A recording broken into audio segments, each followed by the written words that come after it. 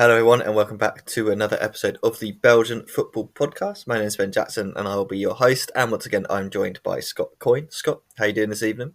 I'm very well, Ben, and I hope you are too, as is everyone else at home. And our Joris, who's still in his travels, should be back with us next time we're together. I'm sure he's listening to this in a place far, far away. Intoxicated with tequila as well, apparently. He might still be on the tequila by the time he gets back. He probably drank a lot of tequila when he heard the Genk score from this weekend. I think, drown your sorrows in that stuff. That's probably the best idea. Let's quickly run through the results from this weekend. So Friday, we saw St. Truiden beat Mechelen 2-1. Kortrijk lost 2-1 at home to Antwerp. Deinze and Leuven drew 1-1. Charleroi finally won a game. They beat Westerlo 1-0. And then we had the goal fest that was Sunday. Anderlecht beat Circle 5-0.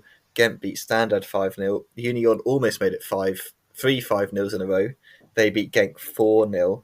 Club looked set to make it another 4 or 5-0, and then they drew 2-2 with Beerschot. That's definitely an interesting game to talk about in a bit. We'll start in St. Truiden at the Wasabi Stein. I guess kind of main news, obviously, Mechelen going without Nicolas Storm for this game due to the pitch. Interesting, they didn't really care for Van Kleinput because he came on at some point, and I was like, he's just as likely to get cropped, but maybe in terms of the pecking order of who they care about getting injured, he's kind of quite low down. So no Storm for them. Bafdili gets to start instead. For St. Truiden, took an early lead with an own goal, but then kind of slightly worrying, Shogo Taniguchi has ruptured his ACL, hasn't he? And that's could be quite a big injury, actually. He's been quite decent at the back and experienced Japanese international, experienced defender. This kind of helped solidify things since he's come in. He had a terrible first game, I think, when he started. His first game was awful, and then since then he's actually been quite good. Did want to say another thing, for St. Truiden, it's quite interesting to see Felice Mazu drop Zoe Salam and start Ferrari instead, Anders Ferrari, obviously on loan. I've been feeling that this move's been brewing for a while. I feel like Mazu's actually wanted to do it for a while, but he's kind of stuck with Zoe Salam until he stops scoring goals, which he has for a while now, because I think Ferrari just looks like a better player, and his goal kind of suggests that he is. Fantastic solo goal. Yeah, he didn't really kind of have to do much skill with the dribbling. He just had to take a couple of touches to beat a load of Mechelen players, but it was a really nice finish from him. A little bit of a mix-up, let Rahman score a goal to make it 2-1, but in the end, St. Truiden get the win. They move out of the bottom four finally, Scott. And this has been a long time coming, and I feel like we should start to see them push away now. I think that Ferrari will probably be the starting striker. How they can do without, they've obviously got Zinedine Belad, who'll probably come in at centre-back without Taniguchi, but a decent performance from them, a decent kind of performance from the Mechelen away fans, looking at that away section, that drastically needs to be changed. If people haven't seen it, Mechelen actually voiced a complaint about the kind of just nature of the away section at the Stein, and I think whether some people might say, oh, they're only saying it because they lost, but I do think, having looked at the pictures and kind of seen it, I think it needs a bit of an update, that's for sure. But St. Truiden probably don't care at this moment in time. They're happy with the win. Mechelen, bit frustrated, I guess, but if they can get Storm back, maybe get a couple of players back over the international break, that could be quite good to kind of, because the squad's been playing quite well despite the injuries. But yeah, this one may be a little bit frustrating, but it's about time St. Truiden got out of that bottom four. Yeah, well, they've done it, and we were talking last week about how results conspired against them to see them drop in, and they've not been playing badly, as we know, not at all. First of all, in relation to this game, I just want to give a big shout out to regular listener John Ranson, who got in touch with us a few days ago to say to us, just wanted to thank you for the podcast, which I listen to every Thursday on my way to work. So, hello, John, wherever you're listening to this right now. Really, really enjoying the Belgian League vicariously. Dash, with your help, you've inspired me so much that I'm flying out to Belgium for a crazy 24-hour trip to see St. Truiden play Mechelen. So John was at the game on Friday night. I hope he enjoyed it.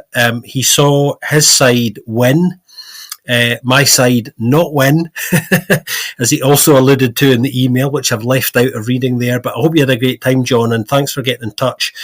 this is one of the reasons why we do this, everybody, just to spread our love of Belgian football far and wide, and to hopefully inspire just some of you to pop over and take in a game, hopefully more than just one game. Make it a regular thing. Why not? Lovely email that. So we salute out to you there, John. On the game itself, I think St Truden definitely are a bogey team for Mechelen. I think we knew that before this game, but Malinois have only won 1-10 now. Against the Canaries, so they're a side who are a real bit of grit in their eye, and I think the aim is to come into this game from a Mechelen perspective and to win this game to kind of get that horrible run off their back, and they just didn't play like they were interested in doing that. They were really poor, actually. They lacked aggression and tempo.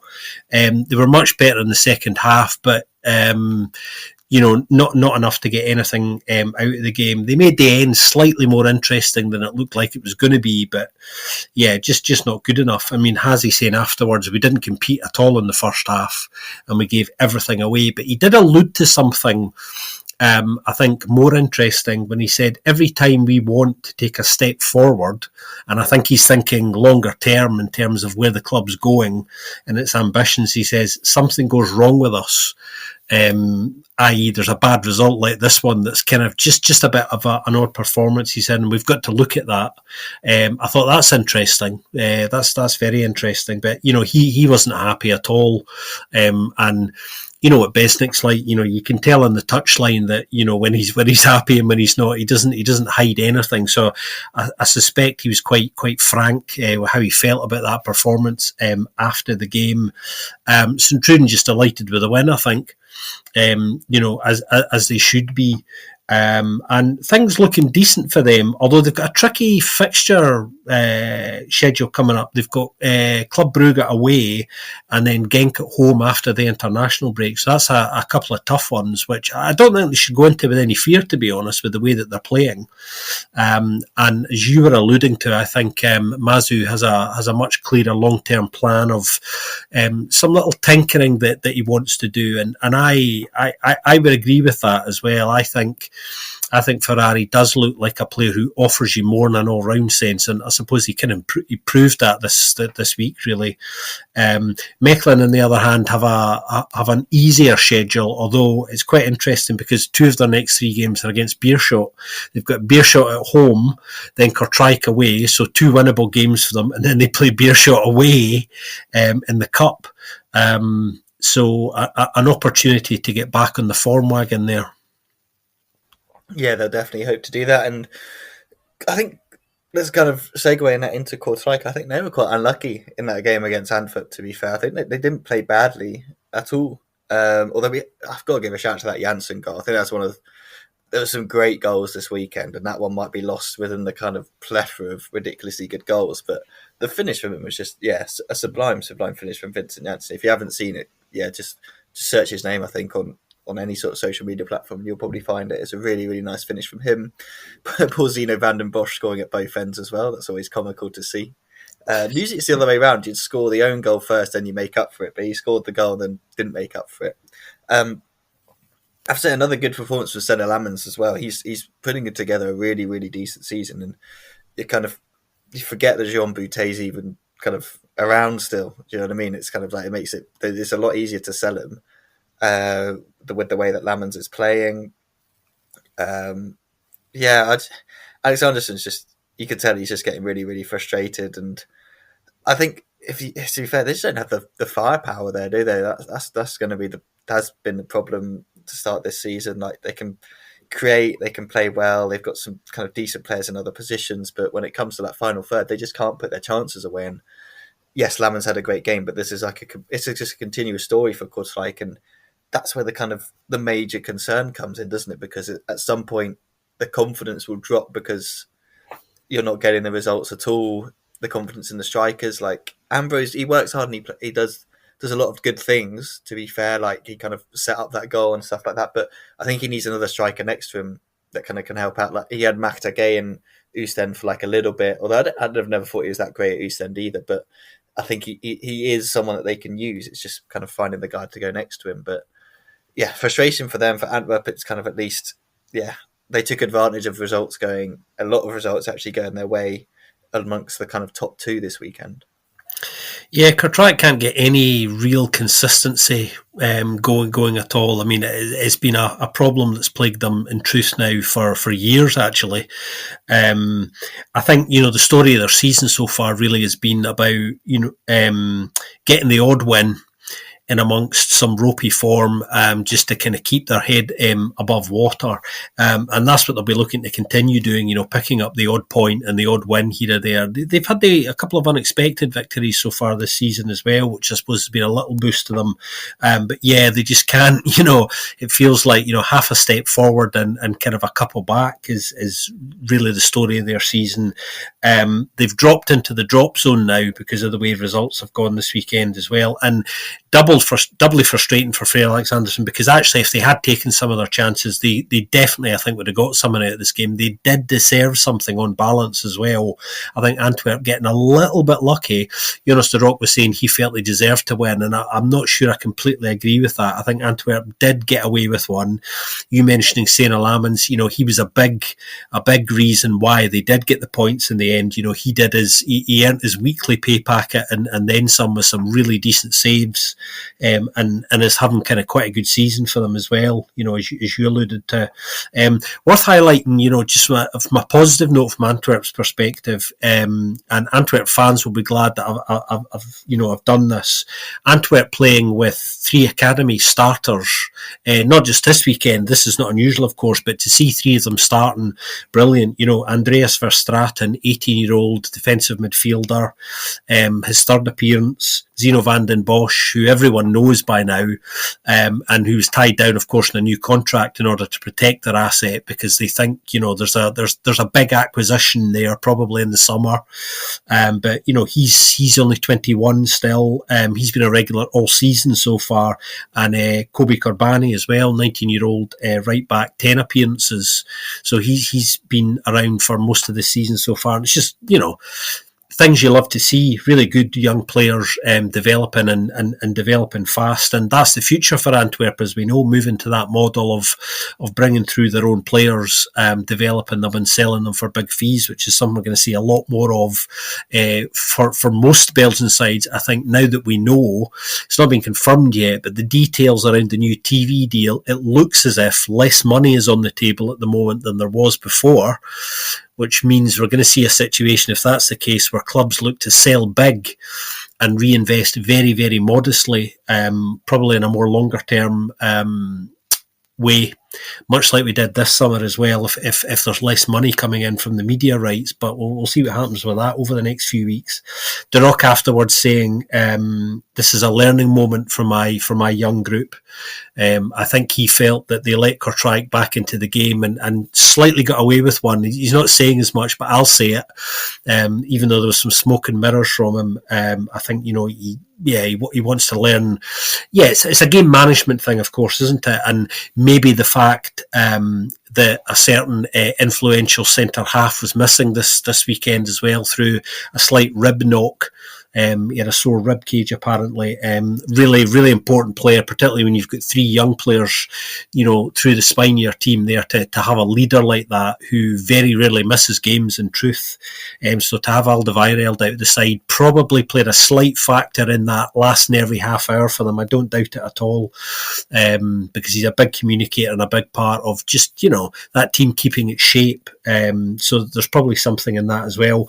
Kortrijk have some winnable games, I suppose, from their perspective coming up. They've got Westerlo away and Mechelen at home, so it's not all bad for them. And Antwerp have Dender at home and Union Saint-Gilloise away.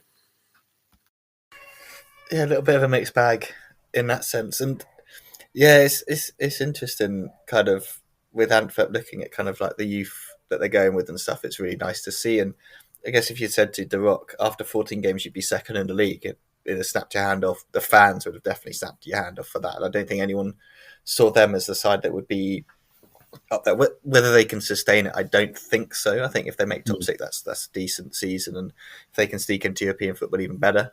You mentioned kind of that mentality of a lot of clubs of leaning into the youth and stuff like that, which segues nicely onto Leuven, who don't have any real kind of don't really seem to lean at all on players coming through the youth academy. It's all kind of brought-ins and stuff like that, and maybe that's one of the reasons why they struggle so much. I don't know. They don't have that kind of. We talked about kind of setting a culture and setting that sort of like mentality from within with Charleroi. Maybe that's something we should look at with Leuven as well. Took the lead obviously for Yusuf Maziz, who's kind of been in and out of the side as well, and it's kind of Oscar Garcia's mixing and matching. Mitrovic got the assist, and it's not an assist. It's just there's no assist there. He doesn't mean to part like doesn't mean for Maziz to take the but basically takes the ball off from within the box. Then to get themselves back into it, you've got to really kill this side off. I think if you're gonna beat Dender, you can't really kind of sneak past them because they know they're underdogs in nearly every game that they play, so they played out their underdogs in every game that they play. It's a nice finish from Nathan Rhodes. Awful defending from Leuven, but a really nice finish from Nathan Rhodes. A draw. I don't know which side this really favours. I'd argue probably neither, doesn't it, really, Scott? Because they're still both in and around there at the bottom, and I'm just not surprised to see them both there come the end of the season. I think Dender, they've slipped into where we think they were going to be. They've still got like a 10-point lead over Beerschot, so they're not going to finish bottom. Well, they shouldn't finish bottom with that sort of a gap. But I'm just worried about their lack of goal scoring kind of strikers and goal scoring players. I just don't feel like they've got enough goals in them, to be honest. They started reasonably well with a couple of good, higher scoring games, but I think recently it feels like they just don't have the consistency of a goal scorer that's going to really keep them like above that kind of that bottom four. Yeah, well, a draw does neither side any favours. Although it was a fair result, I think the draw, bizarrely enough, and I felt just coming into this game that it was going to be one of those games that wasn't a great game, and there was a good chance it was going to end in a draw of some kind. Thankfully, it wasn't a 0-0, but yeah, it did end in a draw. And both these sides are on a kind of similar sort of downward trajectory, really, for slightly different reasons, but their form is almost identical. I mean, well, Dender have only won twice at home all season now, which is kind of remarkable, really, in a way. But their overall form, I mean, Dender are on one win in their last 8, I think, now. Which is exactly the same as Leuven. They've only got one win in their last 8, so both sides, not playing particularly well and not doing enough to win games at the moment, which would be frustrating. I was quite impressed with Denzer's Ragnar Orat-Mangoen. I thought he had a decent game. He was trying to make things happen. There's a few line-breaking passes, and he was trying to be offensive and creative.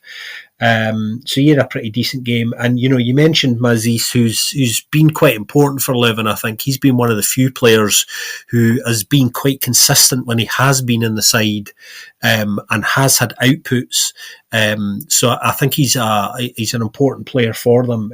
He had another positive game again. A lot of the good stuff that they did came through him, as it always does. They're always better when he's in the side, and we know he's quite a good player.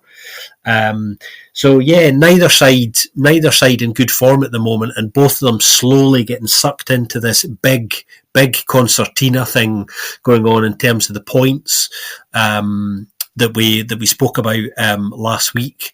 And they'll both be quite worried. I think they've both got concerns that are not short term ones. I think, and it's going to be about which one of these two sides maybe can find some answers to some of the problems that they're experiencing at the moment to get an improvement in form. Dender have got Antwerp and Club Brugge coming up next. Couple of tough games for them, particularly when you look at the form that they're in. They might not be too fearful of going to the Jan Breidel in the sense that they seem to play better away from home, looking at their form this season. So maybe that's the one you might expect them to potentially get something from.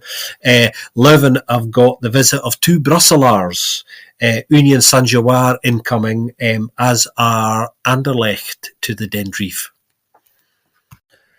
Yeah, I'm sure those two sides are actually quite looking forward to going there. Would be quite a nice one for them. Yeah, I think it's funny, is it? Because you think they're both, if they both slip into there, but their kind of expectations at the beginning of the season should be completely opposite. Like Dender probably expected to be bottom 4 and just kind of fight your best, do as much as you can. I think on Football Manager, if you take over a team that's destined to go down, their request is that you fight bravely against relegation. I think they've definitely done that so far.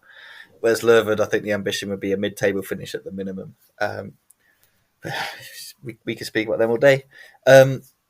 Charleroi against Westerlo. Charleroi finally won a game, and I was just having a look because I was like, obviously Dan Heyman scored the goal. I mean, the pass from Adam Zorgan is just unbelievable, absolutely unbelievable pass from him. Just kind of between the lines, finds Heyman's. Heyman's finish is really really nice as well. But then De Lavallee's kind of given man of the match as well, so that's never a good sign. And I think they've only had 5 players score goals for them, Charleroi, this year. Only 3 of them have scored more than 2. Heyman's has got 7. The next one's Parfait Guégon with 3, but I don't think he scored for a long time. Antoine Bernier's only got. There's another one with 2 strikers. I think Grayjon Key's the only striker to score, and it's just like, I don't know. Rick DeMille just he could just play anyone up front. I don't think it would make a massive difference because none of them have done any good, have they? Like they've all just been pretty poor. But I think this would be such a frustrating defeat for Westerlo, wouldn't it? If this was another one they probably would have looked at and been like, yeah, we can start to maybe build a little bit of momentum. The win in the cup, the win against Stender. If we got the win here, it's like, okay, we're rolling, we're moving through, we're beating the teams that are out of form. But then, yeah, maybe they saw DeMille and got the jitters again. I don't know. And it was just felt like one of those ones he was always going to win. I just don't feel like Charleroi are going to push on, though. It wasn't a kind of result or performance that gave me massive confidence. I don't know if you feel the same, Scott. I just don't feel like, yes, okay, I saw signs of life that I'm happy about, and I feel like, okay, things can turn. I feel like it's just, it's going to paper over the cracks. Yeah, well, they can breathe for a few days anyway. An important one, really, just to stop a bad slide. I mean, that's their first one in 7 in the league anyway, ending a run of 5 straight defeats if you include the cup, which I think you have to, because that was a stonkingly kind of bad defeat, that one against Patro Eisden. Dan Heyman's first goal since mid-September as well, is 7th of the season, and if he's not scoring, then really nobody else is. I did think they dominated the game. They certainly deserved to win it. I think the issue they've got as well is that I just feel like there's not more than one goal in them, and they've shown that on average this season as well. You know, they're and that's always going to be tricky, especially in this league, which is so competitive. You can't rely on winning games 1-0. They just offensively, they're just not great. They're relying on some key players in there, like, you know, you mentioned one of them, Adam Zorgan, to do the business, and for Dan Heyman's maybe to be on a good week as well. So they're overly reliant on big players. I mean, Zorgan is a player who, he's not going to be there in the summer. Let's be honest, we're still surprised he's there. You know, we thought he would go this past summer. He may even go in January, depending on what happens as well. They'll have to dig in hard and try and make sure that doesn't happen, because, you know, that's only going to add to their problems. That's one of the last things that they need. But money talks, as we know. It just depends on how much someone might want him in the window. But he's still producing the goods from time to time. And yeah, there's just a general feeling around the club that it's more about hope rather than anything else, that things are going to turn. I saw a little bit of Rick DeMille's post-match chat when he had the team in a huddle, which they filmed some of for their social media on the pitch after the game, and he said, you know, this was important for things turning. And you're thinking, well, is it? It's one win, and that's not really based on anything we've seen in terms of any of their output so far. So he's talking the positives up, which he has to do. But yeah, there's no feeling that's founded in anything, and it is more about hope than anything else. They've actually got a couple of tough fixtures coming up. They've got Genk away, who've got a point to prove after this weekend, of course.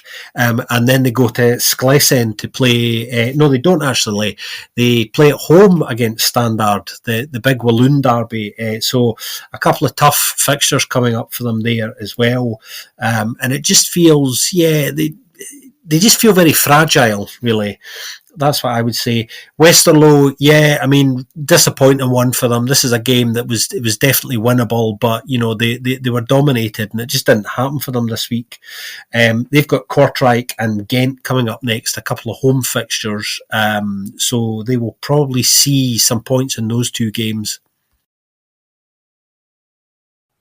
Yeah, and I can imagine they'd still be reasonably confident going into those, and maybe the international break could do them a little bit of good as well, just to kind of reassess and see where they're at. And I think that with this international break, you hope to at least kind of know where everyone is in terms of form and where we expect them to be. But it's such a mess down there from like any position. It's still like we don't really know who's actually going to be where come the end of the season. It's been so confusing. The Yeah, the Circle Anderlecht game baffled. It really did baffle me. I'm not going to lie, because I watched the first half and I thought Circle played quite well. I thought they created lots of chances. They could have easily been ahead at the half time. Lapse in concentration for the Dolberg goal. Poor Maxime Delanger just seemed to have like no chance with most of these. But so I leave at half time. I've got to go do something. I'm thinking, yeah, it's 1-0 to Anderlecht, but they haven't been great. They aren't playing Circle off the park. Like, get to this pub that I was going to, open my phone up, and it's 5-0. And I was like, where's that come from? Like, what on earth happened? Red cards, 5 goals. So Dolberg gets a hat trick. Leone, even Vasquez scored. I mean, that's when you know it's getting pretty bad. The Diakite red card was just stupid. Like, that sort of tussle, I guess you could say, happens like all the flipping time, doesn't it? Where you get kind of pulled around a bit, and you just don't need to do it. You don't need to kick out. It's just pure frustration, pure frustration from him, and probably from the rest of the side as well. I think that was probably one of those games where, especially after the first half, where they felt they're probably in it, to then capitulate like that isn't great.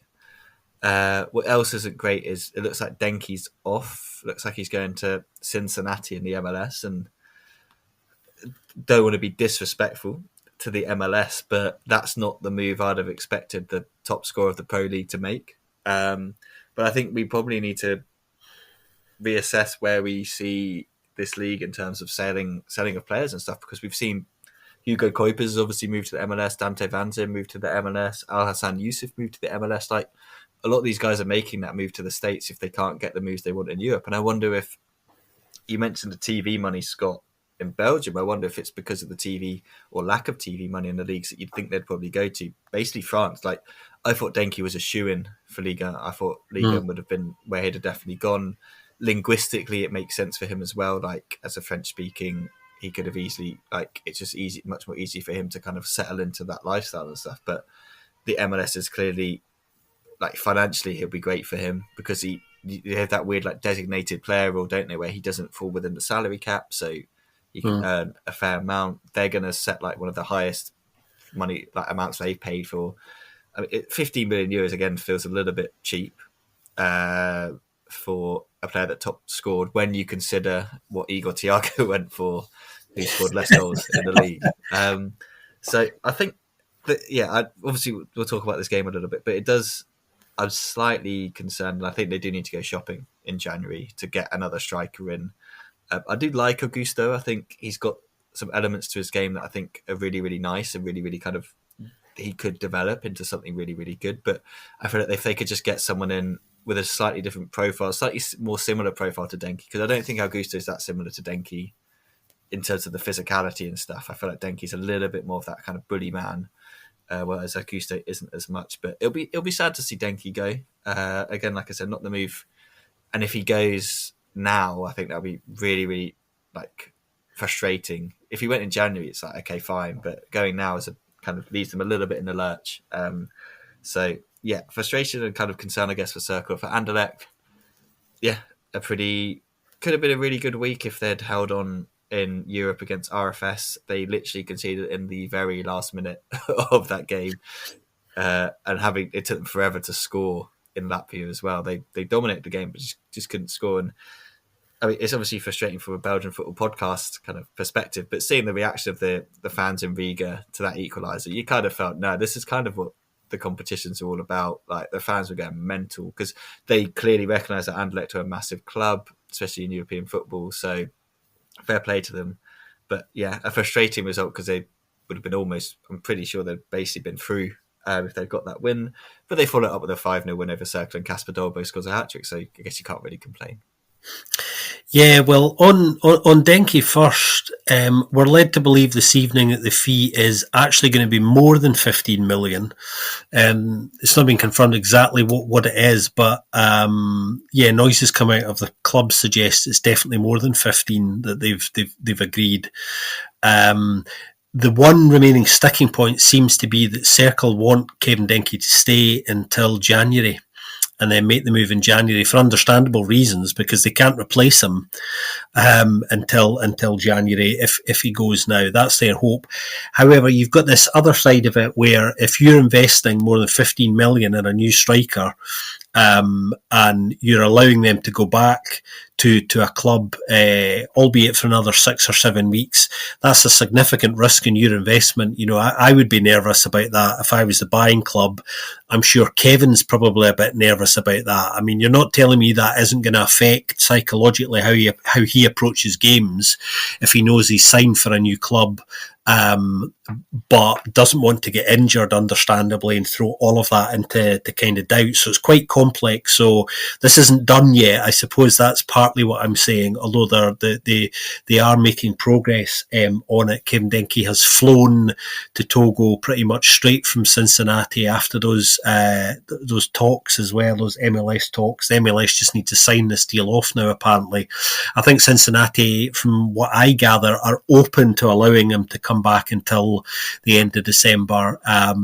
But there's some moving pieces here in relation to all of this. Yeah, I mean, the Denke situation is odd because it's been rolling on since the whole of the summer. We thought he was going to go in the summer. He didn't go. There was a good offer on the table, which looked like France. They held off on that because they felt, I think, they were going to get a better offer than that. I think that was the reason. I had quite an interesting coded conversation with Remberg Roman when we were down at Kilmarnock, which feels like a long time ago now, in which he explained kind of their thinking on that at the time. It didn't happen. That led to Kev getting a bit unhappy, not playing well, getting partially dropped. That's my phrasing. Making some substitute appearances. Miron doing a very good job in working his relationship to try and not let that affect the camp. I think that was handled quite well from the coach's point of view, actually, not necessarily so much the club's, but yeah, it looks like it's reaching a conclusion now. It'll be a big miss, actually, for the league. Really good player, good to watch. It'll be a massive miss for Circle, who absolutely need another striker now, which is why they're desperate to keep him until January, because they need that time. I'm sure they'll have a list. Remember, we'll have a list in his drawer. He'll be ready to push some buttons and pick up his phone, I'm sure. But yeah, they need him to hang around until they get that break into January. It's funny you mentioning Augusto, because I was going to say I'm convinced Augusto's not a striker. I know they've played a little bit with that. He's absolutely better out wide than he is. I mean, he had a glorious opportunity this weekend that he absolutely fluffed, much like he did last weekend as well. Miran Milzic kind of turning around in disgust when he missed that one-on-one for the second week in a row. Just you've got to at least be getting opportunities like that on target, and you know, it looked like he was playing rugby again. Just bizarre. Yet he's much better feeding players from out wide. I think the 5-0 flattered Anderlecht a little bit. It wasn't really a true reflection of the game. You're right, Ben. Circle did play very well, certainly for the first half an hour. They were exerting a lot of pressure, creating a lot of half opportunities that you just felt, do you know what? If Kevin Denke was maybe on the pitch, or there was a decent striker on the pitch, they probably would have taken one of those chances. So they need to find a solution to that. Longer term now as well, because they're in a difficult situation, and if they don't find a solution to that, it's going to make the remainder of the season really torturous for them, I think. But I'm sure they know that. It's quite obvious, the kind of bigger picture there. Anderlecht's first away win, by the way, in the Pro League since August, which is unbelievable. It was only when I was looking at some numbers and things today, I couldn't believe that, actually. It seems like they've been on decent form, despite some dodgy results recently. But yeah, the first away win since August is incredible. Another hat-trick for Kasper Dolberg. He's got 8 and 4 now, if you include the cup. His second hat-trick in as many days as well. And yeah, back to Diakite, you mentioned him. Wildly silly red card. Last thing they need, because he's not been too bad actually. I think he's been improving and starting to settle. So the last thing he could do with is a suspension. So that's a frustrating one, completely avoidable. Miro Muslic, been quite careful with his words pre and post match because everybody wanted to talk about Denke. He didn't, but he did. He spoke about it. He was quite honest in his answers, albeit very diplomatic. Um, and yeah, I mean, looking at Circle's fixtures coming up now, tough run as we were saying last week. They've got Standard away next. Then they play Hearts at home in Europe, who domestically here in Scotland, where I'm sitting, have been improving recently. So it's not an ideal time to face them either. Then they play Beerschot away. Anderlecht, again, they've got a busy schedule, no less difficult in many ways. They've got Ghent, then they play Porto, which is a very big one, and then they play Leuven, so no let up for them. But yeah, I suppose a lesson in efficiency, as Miron said after this.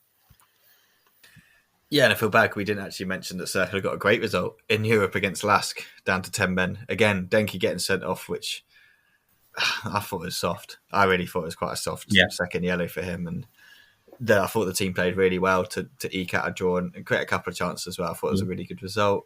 Ravic going off injured as well in this game isn't great. He's been such a key player at the back. And I know the fans are concerned if Litart's going to be given an extended run in the pitch. I don't think the fans think he's quite ready for it. Safe to say.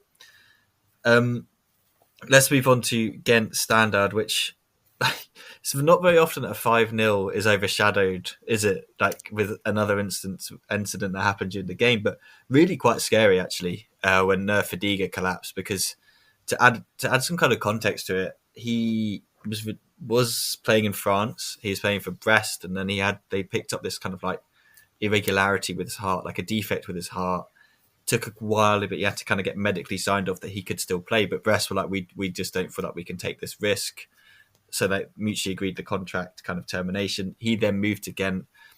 He's been absolutely fine. There's been no kind of issues with him. He's actually been playing really well recently as well. And then this happens and he collapses. He's managed to get up and he says he's okay, and they're going to do some more medical tests and stuff. But it's quite scary because of that like historical context. You're kind of like, could this be something that just happens at any time whatsoever? The team definitely seemed to rally after that, didn't they, Scott? And they kind of just piled the goals on.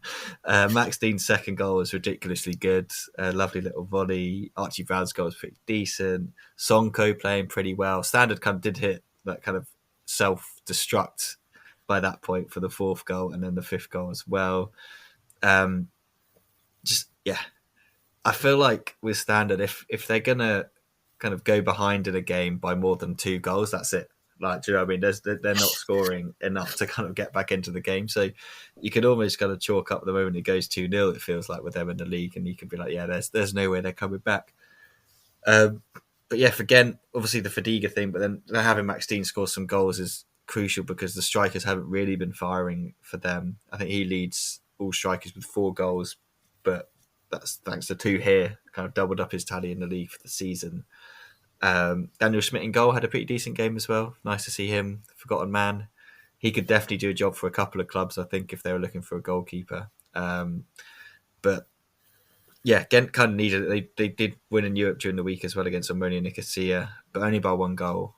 And Davy Ruth had to make a lot of saves in that one as well. So the inconsistency and the weirdness of Ghent just has never disappeared. And even under Walter Rankin, it feels like you're going to win games 5-0, draw 0-0 with Beerschot. Like, we just don't know what we're getting every single week.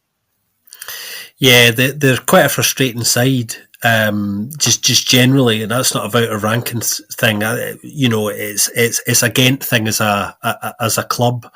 I kind of long for a moment where there's this new identity forged, where they are just a bit more I've said in the past on the record that they're not a side that excites me, but sometimes they should because of some of the quality that they've got in their squads, both now and in the past.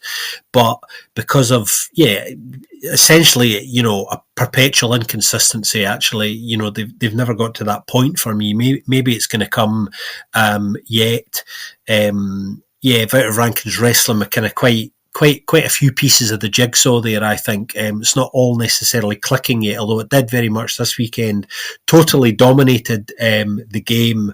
On the Fadiga thing, you were talking about the background. I think his dad also has a heart condition as well. I don't know if it's the same condition. It might well be, but they both have a heart condition. And watching the game, it was particularly scary actually because the game had actually stopped from some physio attention to a standard player. I can't remember who it was. And some players came over to the touchline to talk to Vranken, one of whom was Fatiga, and he was just in some kind of tactical conversation with him. And you can actually see the cameras were on him at the exact moment. You could actually see him go, and Vranken had to lean forward and kind of catch him. And you knew it was kind of bad initially because everyone came sprinting out of the dugout. And everybody else, including the standard dugout next door, started to kind of crane their heads round because everyone was very aware that something untoward had happened. But there was a little conversation between Vranken and Fatiga, who obviously came round again very quickly, and you could see that what they were, I think, trying to do quite clearly was, no, you're not going back on the pitch, mate. And I think he was trying to say, no, it's all right, I want to go back on. And there was 3 or 4 people who interceded to go, no, you're done, go and get checked out. But very quickly he jumped on social media to say, I'm okay, I'm away to hospital just to do some further tests, and they don't think it was anything to do with his heart in this case.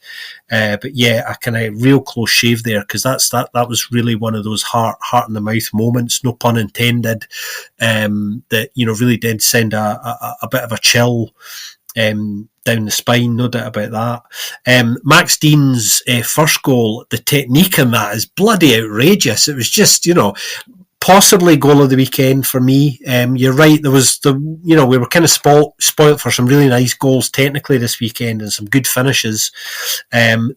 That possibly is the pick of the bunch for me. I'm really enjoying his goal celebrations, by the way. Max Dean is just Max Dean. Do you know what I mean? He likes to wind people up and punch corner flags. And even his reaction, I don't know if people spotted when he got substituted, he's sitting on a hat trick. He'd already got his second goal by that point. He was none too happy when he saw his number coming up on the board as well. I don't think I would be in that situation either, because he was having a good game. He's looking like the best striker they have at the moment, I think, and maybe he's going to get slightly more of an extended run now. Although looking at the way Vranken's been playing it, I think we're probably going to see some kind of ongoing rotation thing going on, which. I don't know what the rotation thus far has told him that continuing to rotate isn't going to tell him. There we go. From Standard, just a non-game, an absolute non-game. And Ivan Leko afterwards saying, we started poorly, we made the wrong choices all of the time, and even going as far as to say, look, I'm doubting everything at the moment. Myself, my players, the whole thing. I just don't know. And, I think every 2 or 3 weeks they have a game like this where they're well beaten, not necessarily 5-0, but they're well beaten in the end, and he just radiates despondency. It must be a really frustrating hot seat to be in, that one. Yeah, no, especially when you then turn to your bench and the players you bring on are not really going to make a difference anyway. It's like his options are limited, safe to say. Let's go to the game in Brussels where Genk finished with 71% of possession but lost 4-0. Had 13 shots, but their XG was 0.75, which is surely one of the lowest that Genk have had this season, considering how many chances they created. Union had 29% of the ball but finished with 2.28. So, yeah, they really did make their chances count, and when they had the ball, they made it count. Like Lapoussin announced himself back to the Union faith, and you can see he's such a crowd favourite and they love him there, can't you? Like that first goal, he's celebrating in front of the stand opposite kind of where the cameras are. Then his tenacity creates the second goal for Promise Akampelu. Siddiqui scoring as well. I've been really actually impressed with Siddiqui, not just in domestically but also in Europe as well. I thought he's been doing really, really well. Union obviously coming off the back of that 1-1 draw with Roma that they should have actually won right at the death. They had a fantastic chance to win it and they couldn't quite get over the line. But are they back? is this the Union we kind of have seen for so many years? Are they kind of back? Is Lapusan kind of like, was he the missing link all along? And actually, you can get rid of all these. You can get rid of your Teddy Tubers, you can get rid of your Victor Bonifaces, get rid of all these guys, but you can't get rid of Lapusan because actually he was the driving force. I don't know, but it was really nice to see him back. And I said last week I was buzzing that he's going to be back involved. But just, it's one of those games that I reckon if you're a betting person, you'd probably be like tearing your hair out because you'd be so confident that Genk would win and Union wouldn't score any goals. But Union scored all the goals, Genk didn't win and they didn't even score. Like, bonkers, absolute bonkers. And suddenly everything clicks for Union Saint-Gilloise. I mean, when you look at the fact that in 6 of their 14 games so far, they'd failed to score. We've spoke a lot about that being their big problem and just things not clicking for them offensively at all. And us starting to have all sorts of niggling doubts about, some of the summer signings, is it going to work? Is it not going to work? What's actually the problem? Is it the coach? Is it the players? Is it, and yeah, I mean, it's interesting you asking really the big question around this. Is Loic Lapusan really is he the answer to this conundrum? And there may be something to that. We know Union's unique way of scouting is as much about bringing certain personalities into the camp and what they bring to the training ground and the dressing room and to the pitch. And he's obviously a big personality. He's been around at the club for a while now. He's been a big part of their success over the last few years. And it was a bit of a mystery generally when he was ceremoniously demoted. You would think, what's that all about? There was obviously, a disagreement about something somewhere that led to that, and it's their form. Circumstances have led to them being pragmatic, which I think is a good thing. Most clubs in, a bit of a sticky situation like that hold their ground rather than go, do you know what, circumstances dictate we need to give this a go. Sure enough, he comes back, and my word, hasn't he been good since he came back? He was speaking this week about being freed, which made me laugh actually, and he's enjoying himself. Actually, it's almost, he hasn't said it himself, but there is an air of "I told you so" about it a little bit, where he's just doing his talking on the pitch, in his performances and the way that he's expressing himself. Because that's all that matters. He doesn't need to use his mouth, and he's already proven that it was the right decision. And even Pocagnoli after the game, talking about his influence, saying Lapusan's class has been lacking for us in the last period, and I thought that said it all. That's maybe the answer to your question, Ben. Right there, the managers kind of met that head on. He said everything went well for them this weekend, and it did. And maybe I mean that there was a point a few weeks ago when they played. Let me check who it was now. Let me see. Yeah, I think it was the weekend they played Kortrijk and they thumped Kortrijk 3-0, going on more than 3. And at that point, they were really good that weekend. And they played extremely well in the Brussels derby earlier in the season, even though that finished 0-0. That was one of their best performances of the season. So it's been in there, and they've been working away at it and kind of keeping the faith, to use a footballing cliche. And it definitely clicked for them this weekend, and they will be hoping that's the turn of things for them. Their schedule coming up is not too unkind to them. They've got the short trip to Leuven next after the international break. Then they've got 20 in the Europa League, which will be quite a tough game. I think there'll be no pushovers, that's for sure. And then they've got a home game against Antwerp, but that result will give them a lot of confidence. And really, when you consider the run that Genk have been on, I think 10 wins in their last 11, proper impressive. Nobody saw that coming this weekend. And fair play to Torsten Fink afterwards. He said, look, Union won all the duels. They were the better side all over the park, and simply we didn't play intelligently. And then he prefixed that almost by saying, look, this is just one game.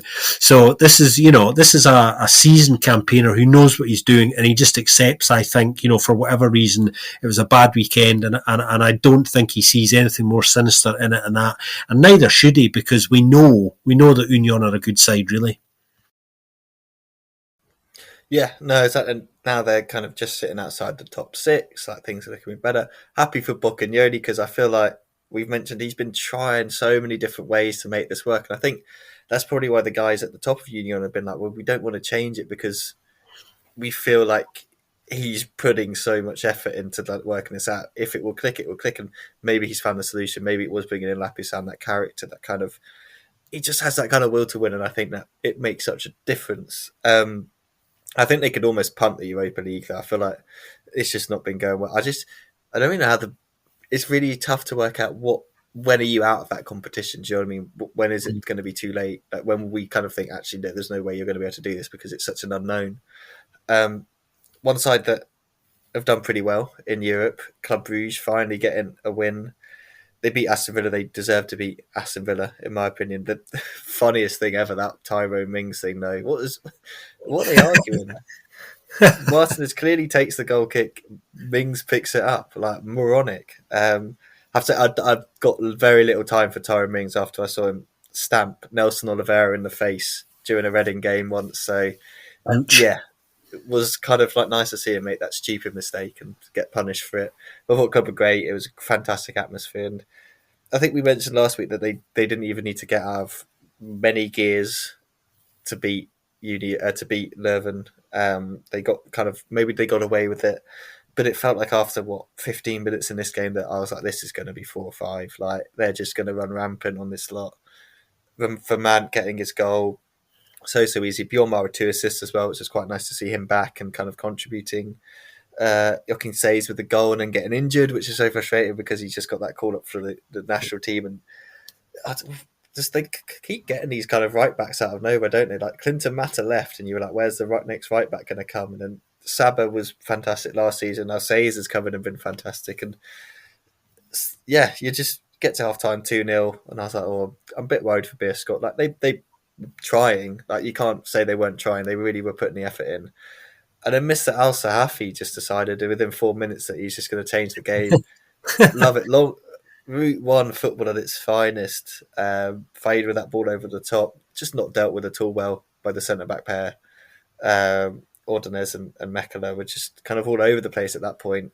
He nips in. Mignolet has to come. I don't think you can really fault Mignolet for coming. I think the problem is he's on the other side of 35 now, so he's not as sprightly, and he was never really sprightly anyway, but he couldn't quite get there around the keeper goal. Second one, lovely little kind of dribble, just completely fools Mekala, doesn't he, and then smash it into the bottom corner. Just yeah, he feels like he's a player for big games and big goals, doesn't it? It's just that's kind of the better the team. I feel like his game works better because he can kind of just be a little bit of like magic and stuff, and it's fine. But I was watching it, Scott, and I was like, I still feel like they're going to go down, but I feel like people are going to want him in the league again next season. And usually, if a guy's scoring goals at a team like Beer Scott, who are going to get relegated, you're like, well, it would probably be quite an easy way for them to work out. But you're like, his wages from the Saudi league are probably astronomical that no one could probably afford him. And this is just they've got him because of kind of like those personal relationships that the ownership probably have with Al Ittihad and these sort of sides. So they can get him in to do that. But I just don't know how anyone else would be able to afford him. So much frustration from club after the game. Like everyone was kind of, it's a classic case of they're all saying the things they say every single time this happens. And you're kind of like, well, just sort it out then. Like you're saying this every single game that you kind of mess up and this happens. Like just do it. Do you know what I mean? Like we hear it every year from the same suspects. Like Mignolet will come out and say something like it. This time Maya was saying like, oh, we got to do better than this. It's like, well, take ownership on the pitch then. Like I mean, you're the senior player. You've got Van Aken out there. Senior, you've got the senior players out there. Like, just do it. Like, stop talking about it after every single game, because there's no way they should have drawn this game after that first half. They should have been fully out of sight by then. And because of the way the league works, I don't think it will really cost them too much by the end of the season. But it's one of those ones where it's like it just puts a bit too much pressure on them where they didn't need it. After that win against Villa, they should have just gone in, smashed Beerschot for 5, and then got into the international break just feet up and chilling for a little bit. But now they're going in thinking, oh, we've got to sort these stupid little mistakes that we keep making out. Well. Club Brugge drop a clanger. Not for the first time this season. I think the most worrying thing in a way is they failed to take advantage of Genk's defeat as well. So there was a glorious opportunity for them, as you say, not only coming off the back of that brilliant result against Aston Villa, but they were great. Villa were poor, Club were great and deserved the win, which was important because their next Champions League fixture was looking like a must-win for them if they didn't get something decent out of that Villa game, but they have done to ease the pressure on themselves a little bit in European terms. But such a poor second half from them. Totally different game. Bjorn Meyer talking about how sloppy they were, which is interesting because Nicky Hyan had quite a lot to say about exactly what you were talking about there, Ben. He said, we've got an attitude problem. He just came out and said that. He said, I see an attitude problem in here. He says we were 2-0 up, not 5-0 up, so don't switch off. And it's something, clearly psychologically they thought, we're 2-0 up, it's Beerschot, it's done and dusted. And actually, Dirk Kuyt was saying that he wanted them to be quite aggressive against Club and really kind of take the game to them. He said in the first half that they showed too much respect to them and they had a right good go in the second half, and actually they were rewarded for it. Which played into the fact that Club, obviously, their attitude wasn't right, and there'll probably be some long and deep conversations about what that attitude problem is, because that's exactly the same thing that's been lingering inside the club for quite a while. It was the same thing that led to Ronnie Deila being crucified ultimately. Not being able to dominate games. We've spoke a lot about it, haven't we? And we felt, a couple of weeks ago, I felt that there was a game that they did exactly that. The thing that they've been looking to do, dominate it for the whole 90 minutes, rather than just parts of a game.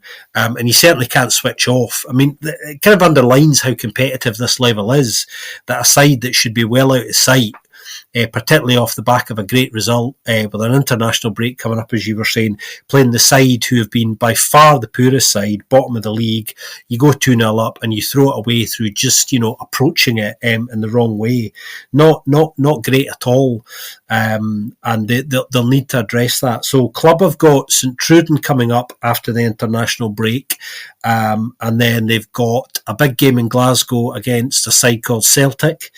Beerschot have winnable games they would look at. They've got Mechelen and Cercle coming up next, but they'll take a lot of heart from that because they've had good results now against Anderlecht, and again, the only way they can look at this is a bonus point. Yeah, definitely. It's 2-point shot for Club, bonus point for Beerschot. Like, that's kind of just the way this one has gone, and they just need to try and get within touching distance of the rest of the teams in that bottom 4 to kind of give themselves a chance when it gets to the relegation playoffs, because I can't imagine they won't be in there. But it feels like they have been slightly improving over the last couple of kind of weeks and stuff, and they seem a little bit more difficult to beat. And I think that's at least, putting some fight into them. That's it for the top flight. Let's go to the second tier, where we think we know who Deinze's new owners are. There's definitely a conversation to be had there. We'll try and not go on for too long about it. And as we've been speaking, familiar face has returned. Familiar Pro League face has now gone into the second tier. So we'll obviously talk about that. But Scott, let's talk a little bit about the results that happened on the pitch, and then we can talk about a little bit of off-field stuff in the Challenger Pro League. Absolutely. Well, news of the week in Belgian football terms probably came out of the Challenger Pro League. That's all the Deinze news. But the scores, if you haven't already seen them, Matchday 11, Lierse and Lokeren played a 2-2 draw, which was actually a really good game. I saw a good chunk of this before St Truiden Mechelen kicked off and was quite enjoying it. That was a really good offensive open game, that one. RFC Liège beat Molenbeek 2-1. Young Genk lost 2-1 to Club Next. Lommel and Deinze, more on them in a second, drew 1 each. Beveren thumped Frank Baran 4-0, much needed win for them. Zulte Waregem just managed to ease past Ral with a very dramatic late goal. 2-1 that finished. Sarang and Anderlecht Futures was 2 each, and Eupen lost 4-0 at home to Patra Eisden. So despite their defeat, Molenbeek are still top, but only on goal difference now, ahead of Zulte and Ral. All three of those sides locked on 23 points. And in fact, only 6 points are separating 6th to 12th at the moment. So a couple of wins gets you right up into a playoff position. So it's absolutely wide open. Top scorers at the moment are Patra Eisden's Keanu van Rafalem, who is on 6, as is a certain Jelle Vossen, who needs no introduction whatsoever. Yeah, the veteran who was denied his 600th appearance in bizarre fashion. Yeah, let's talk about this Deinze stuff. So we finally got news of who they are. So it's AAD Investors or AAD, the AAD Group or something like that. And yeah, a website linked that if you go on has a lot of nice words, a lot of nice kind of things, but very little kind of evidence and substance. So to try and explain this with as someone who doesn't really understand this world of doing things, basically they want to use crypto. They want players to be invested in by fans, which to me says you're going to sell like NFTs and stuff like that. Which who's buying NFTs and Deinze players? Like no one's going to be doing that. Who's going to be paying? Who's going to be investing in this? Like, okay, I'm sorry, I'm going to start off negative already, but so it's this idea of that sort of thing, and they're talking about revolutionising the game. They're going to change the game and the way recruitment doesn't work. Apparently, it doesn't work in European football. But they've got the answer, and the answer is looking into Asia, Africa, and kind of all these lower, kind of tap markets and stuff like that. And they're going to use Metad. Well, this is kind of so basically the thing. This is what they were talking about in 2022. There's an interview that came out with the man that kind of birthed this thing, and he talks about Metad, and it's kind of they use the metaverse to kind of develop players and scout players and stuff like that. I don't know how you do that, because to me the metaverse, you're not going to play the game on the metaverse, are you? Because you can't. That'd be just weird. So you the day-to-day scouting, but this is what they're talking about doing. It's kind of they think they're going to change the game. They think they've got the answers to change the game. And they're talking about investing in clubs and all this. And basically, in this interview, they talked about they wanted to buy a second division team in England or third division team in England. I think they're talking about second in Spain, France. They've been looking all over Europe to get like a team, which terrified me because Reading are currently being in talks with someone and we don't know who they are. And I'm like, oh God, please don't be these guys because I don't think I could cope. They end up with Deinze very, very quick. This has happened incredibly fast, Scott, in terms of the sell of a club. And yes, it was needed to be quick because obviously there's been lots of issues and like they were going to go under if it didn't happen. So just want to kind of caveat it by saying I'm glad they are there, and if they've got the money, I'm glad that they've come in to save this team because that's a good thing.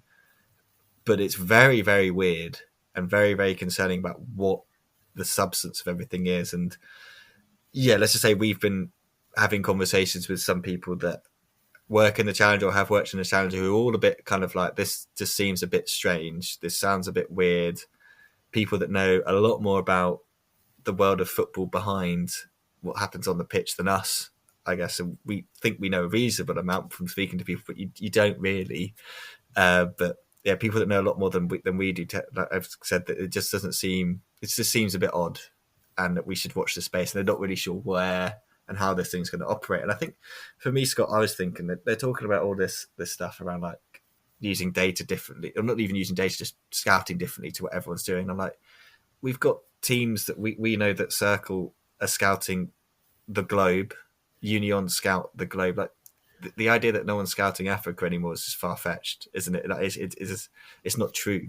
Like you can get the access to, like, you got things like Y Scout that find it.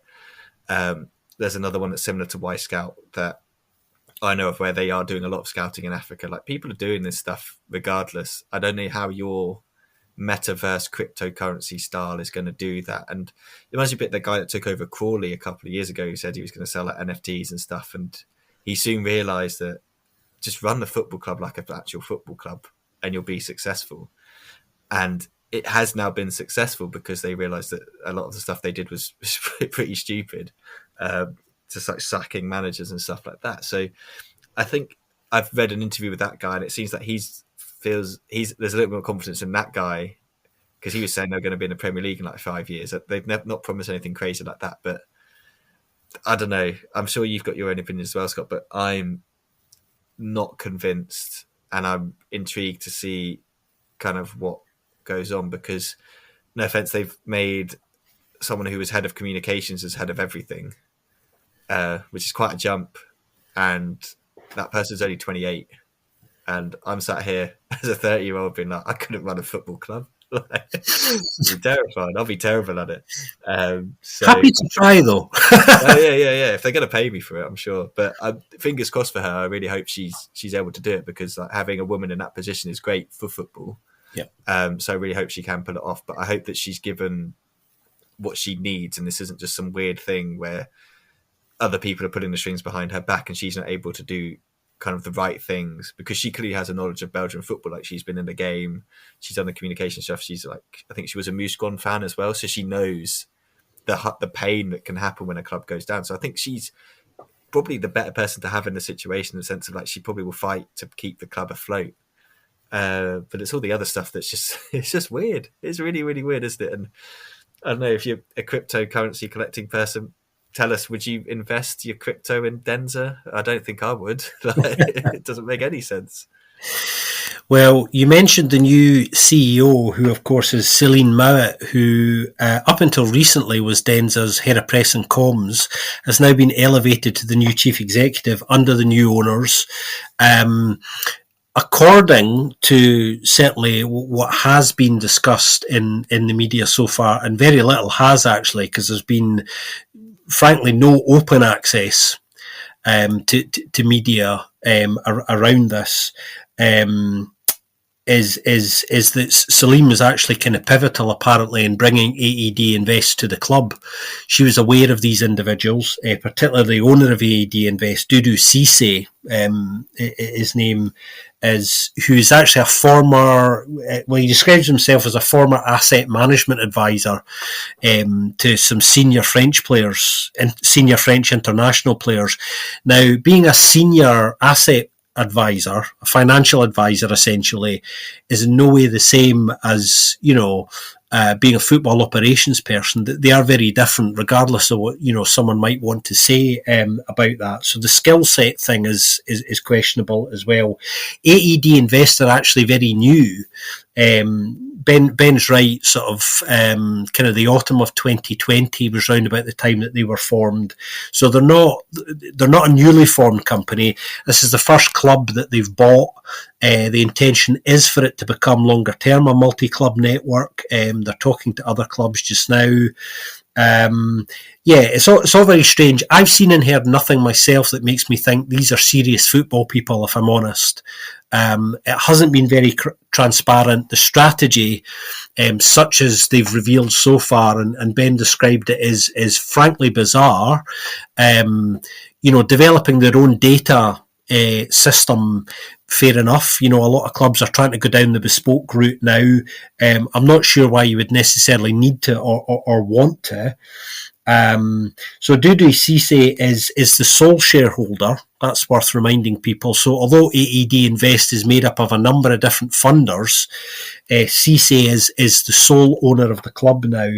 He was talking a lot about, promoting talent from within, and that's one of the reasons why Celine Mowat was promoted. Apparently, I'm a little bit more cynical in that I think probably part of the conversation around making this deal happen was, come on, save the club. What do you want in return? That's the way business works. It's not as benevolent, I think, as this appears to be. Maybe that's just me, but I do wish her well, because I would like this to work.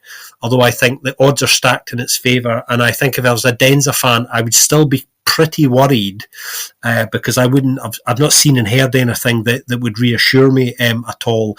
The whole crypto investment thing in player development is odd. It's just odd anyway, but it's highly risky and highly speculative as well. And as Ben says, why would anybody invest in Deinze? I can understand why some Deinze fans might go ahead and kind of get drawn into this a little bit, but this is a very, very small fan base, and it seems, listening to their kind of revenue model, that they're looking to raise a lot of revenue from external investment through crypto means, which is a bit odd as well, in terms of how that transfers to working capital. There was talk of an IPO as well, which is an initial public offering, which in layman's terms just means they want to kind of float some shares publicly for people to invest in and buy in.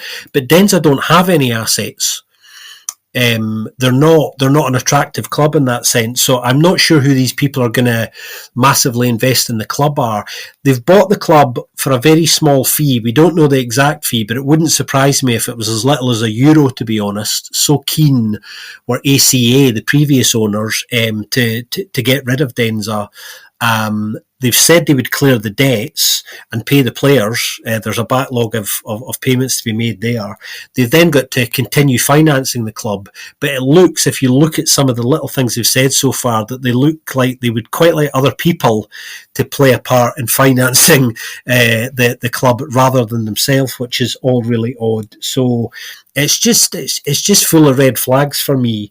And a lack of transparency, and the fact that there was no open media access to these people to discuss in more detail the plans and for people to ask questions, and no serious attempt, more importantly, to connect with that fan base, which they're going to need to do.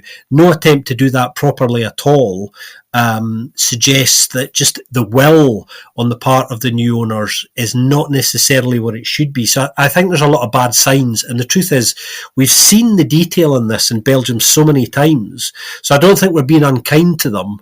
We're quite harsh in the detail with these things because of the history of bankruptcies and bad ownership. And this one has started on a very bad footing from my view, looking at the outside. So there's a lot of work to be done to convince people that this is going to work and this is going to be genuine. Thankfully, on the pitch, they've still got a very good coach in place and are in a reasonable position in the league. But yeah, it's all very mysterious, and I'm a bit worried about them, to be honest. Yeah, the open thing's just like, it's just so weird. Like, we got more media kind of announcements and stuff from those Kaminsky clowns in Kortrijk who never actually bloody bought the thing. Yeah. They had a whole press conference and they just disappeared off the face of the earth because they didn't have any money. And it's like, I feel like that's quite common. Like, we've seen 777 as well. Like, it's this idea of you get the club and then you're like, well, we'll get investors. It's like, but you've got to have them already lined up. And like, well, at least with 777 standards, like a slightly more attractive proposition, like you can kind of play into, but they clearly couldn't do it. And I think that's why I'm looking at this. I don't really know where is the money. Like, what is your? Because basically, from if you just look at their website, it's just the metaverse and scouting. That's all it talks about. Is like scouting and the metaverse and investing in athletes' future. This just looks like Fluff. Yeah, it is. It's like there's loads of fluff and there's no like, well, list the clubs you're working with then. Like, who are you already doing this with? Because that's what most people do. They'll list the clubs, be like, we're working with this club, this club, this club, then we own this club. The only club that's on there is Deinze. And it's like, have they just made this up for this moment and stuff like that? And Yeah. we saw that. We've seen another club who still exists and are still in the league. We've seen their kind of what they submitted to the league to get through, and it was blank pages. and they're Mm. still around, and their ownership's still around. So you kind of, people may be like, you're just being overly critical, you're being overly skeptical. Give them a chance. It's like, we will give them a chance, but we've seen this before, and this long term listeners have seen. I don't know what the count is that we're on in terms of clubs that have gone under, but maybe we That should start tells from the its own count. story. Yeah, exactly. Like, Yeah, we all know a couple. We've seen. Yeah, we know kind of the pain it can cause. And yes, like Deinze aren't the biggest club in Belgium or the most support, but there are Deinze fans, and it's kind of, it's not fair yeah, on them if their club's just being used by people for, yeah, weird means and stuff like that. And yeah. yeah, we'll remain skeptical, I think. Yeah, there's a lot to be proven, and trust us to be earned. I think in this case, much as it is in other walks of life as well. I mean, as you were alluding to, we've been sniffing around in our own way, talking to a good contact of ours who knows the ins and outs of the Challenger Pro League better than most, as somebody who was deeply embedded in that on a day to day basis himself up until recently, and he's revealed some interesting stuff about this that certainly backs up a lot of the suspicions that we have at the moment, that this probably there isn't a lot of positive news in here, but stick with it, as will we will, and we'll see where the journey takes us. Yes, hopefully that answers any questions. I know a couple of people have been asking about it, and I know, yeah, it's a quite a hot topic at the moment, kind of ownership of football and stuff like that. So yeah, we'll just see how it goes, and we'll keep digging, because a lot of the stuff that I found was just readily available on the internet about them. So I hate to know what else is going on. We'll just see. It depends who the people put in place are as well. We'll see. We'll see what happens there. But that probably does it for this week's podcast.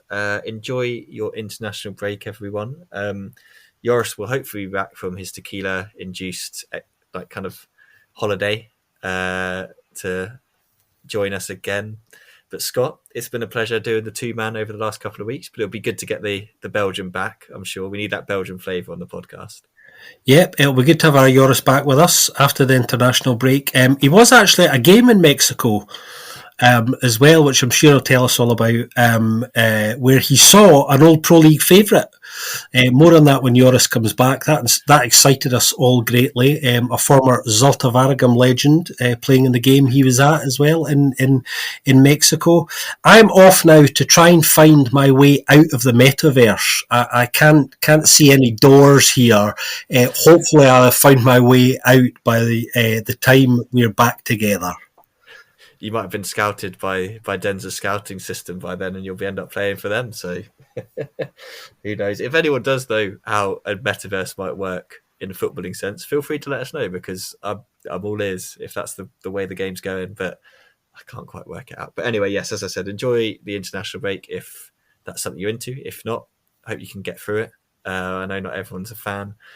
We'll be back after then. But in the meantime, if you like what we do, please do leave us a review on your podcast app of choice. If you're feeling extra generous around Christmas time, you can also buy us a coffee at Buy Me a Coffee, which just goes towards the running of the podcast as well.